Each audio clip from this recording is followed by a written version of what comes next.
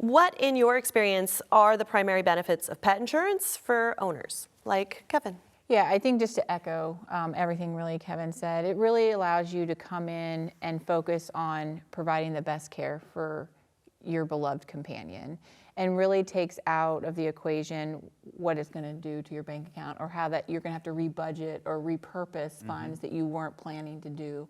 I mean, it's just going to be an unexpected out-of-pocket expense, and it's just not something that we're already easily prepared to do. Not to say that people won't move things around or potentially take out additional, line of credit to do, but that does put you in jeopardy, and we certainly do not want our clients having to put themselves in financial risk in order to provide care for their beloved companions, but understand why they would do that. So this is just a really good avenue to have in place that really everybody comes out a winner.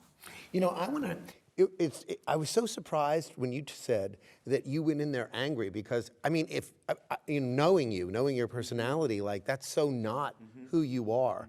And I always say that at vet clinics we see pet owners at their emotional worst. And I would say that most of it, I think, is driven by sadness and fear. I mean, we see the anger, but I think the source is fear.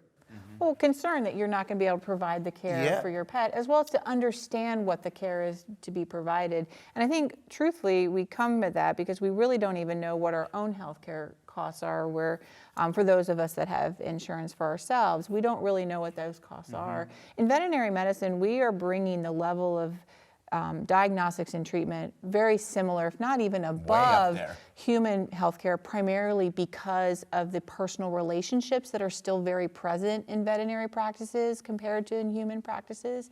And so, costs are rising in order to provide that level of care, though. But so ultimately, this is just even more reason to get this in place sooner rather than later, and really accept it as a profession. Yeah.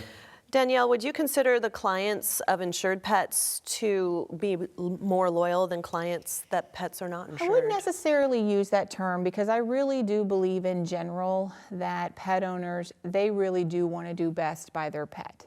I do think there is a place of resistance of coming in if you do not believe that you can afford the care, or that somebody's going to judge you for the care. I still think the desire to come in and to follow the veterinarian's recommendations is absolutely there, though there's just that barrier.